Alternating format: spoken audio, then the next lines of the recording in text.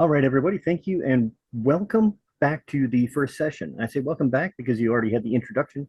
Now it's time to dive into the really good stuff. And we're going to start off by the first core principle that your audience must believe if you're going to guarantee sales. And that is this simple point. They must believe that they have a problem that has to be solved, not could be solved, but must be solved. The reason for that is very simple. If they don't believe that it must be solved, that absolutely there is no option, it has to be solved, then they're always going to have room to do it later, put it off till later, to have something else become the priority. So today we're actually going to spend a little bit of time. The principle itself is pretty basic, but how do we go about doing that for our client? How do we actually help them get to that point of understanding that they have a problem that must be solved? Well, there's a couple ways that you can do this. Both are tactical. One is you could get on the traditional discovery call with them, and you could sit there and you could talk to them, maybe take them through a SWOT analysis. That's your strength, weakness, opportunity, and the threats to their business. And you can ask them a series of questions. Strengths, what is it that we sell?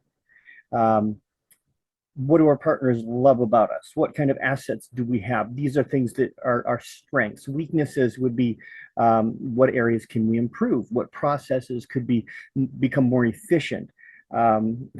Our staff, are they well trained? Some of the opportunities are like what things are being currently overlooked in our business, because this is actually a selling point. If that's where the struggle is they're missing out tons of opportunities to increase their profit in their business. Maybe it's a cash flow issue because they're overlooking opportunities, and then also threats.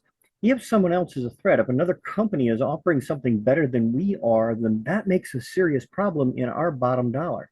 So helping them go through a SWOT analysis will help them to really identify not only just what their strengths and opportunities are, but also the weaknesses and threats. And every one of those can actually be the problem that they're really dealing with.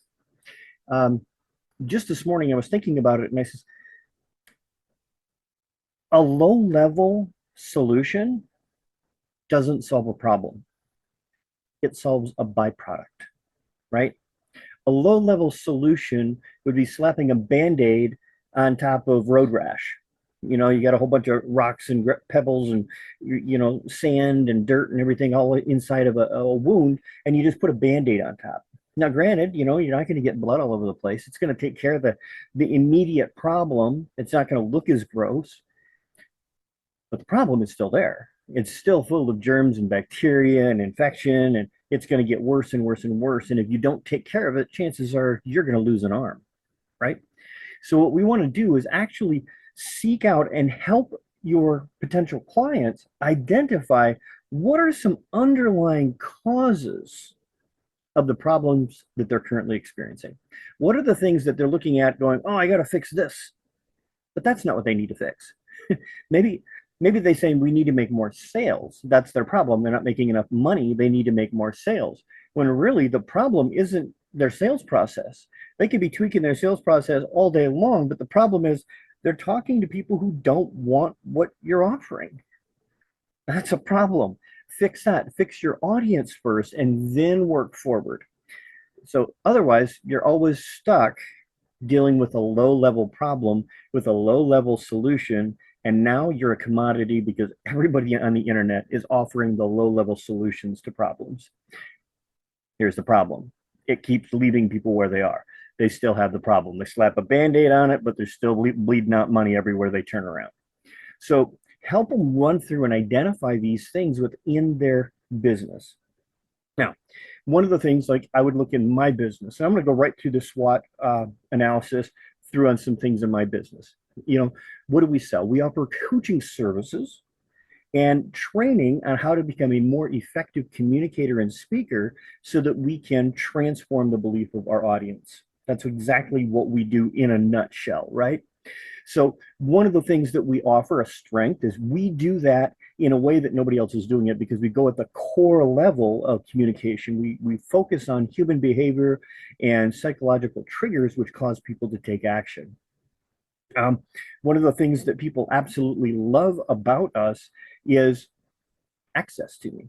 I really, truly, genuinely care about the people that I serve. Um, in what areas do we outpace the competitors?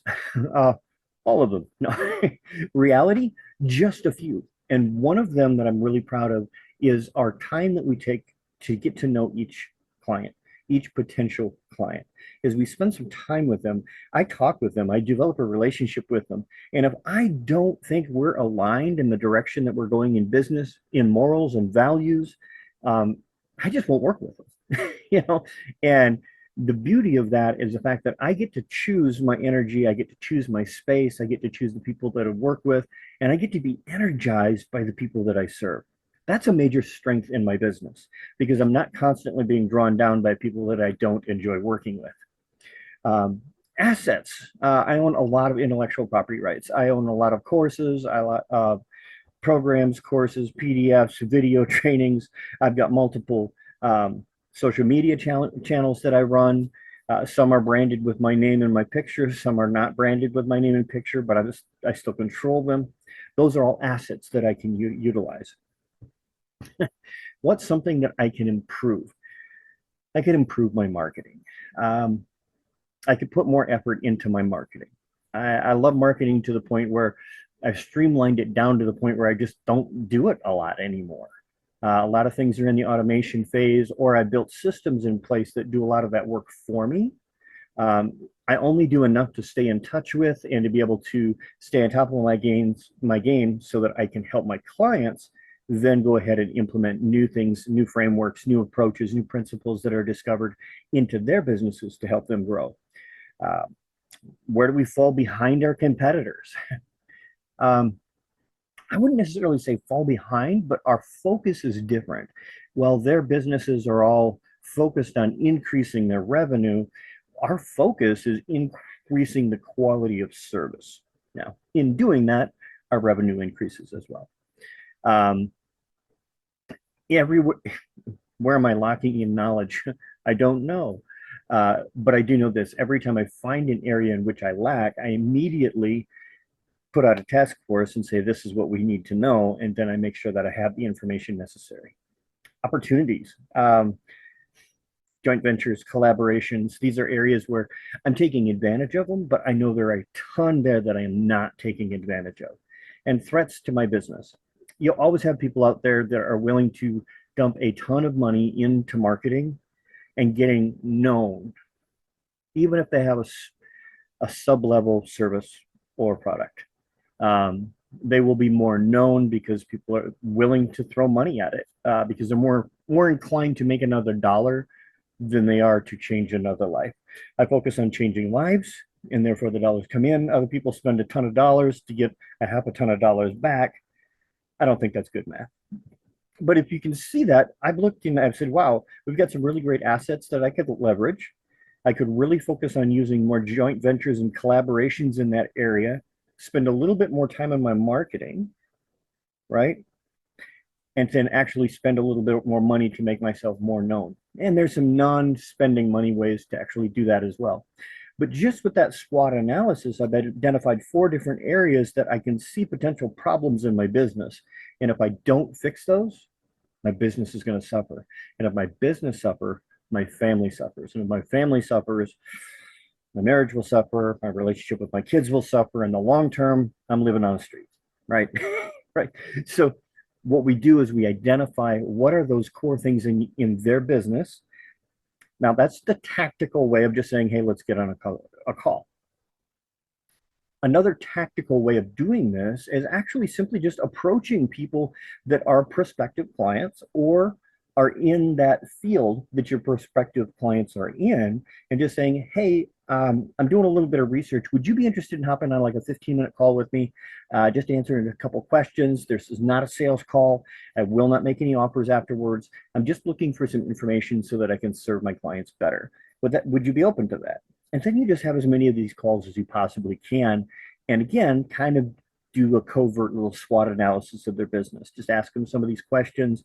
You know what category they belong in, but I'll have all of this down here in a little document just underneath this video. So go ahead, enjoy that, spend some time with it. Go through, do a SWOT analysis of your business, and then you'll start to understand, hey, these are some areas that I can work on. And when you start identifying those areas, then you'll also be able to identify how can you help other people identify those problems in their business. And then you start to break it down and say, okay, now how can I help them understand the importance of fixing those problems? And that's by doing a cost analysis. What is the opportunity cost of not having the solution to these problems? So go ahead, grab your sheet down below, grab a pen and paper, sit down, write it out. I found there's a lot of power in taking a pen to paper and writing these answers out. So do that, and I look forward to talking to you in the next video. We'll talk soon. Bye-bye.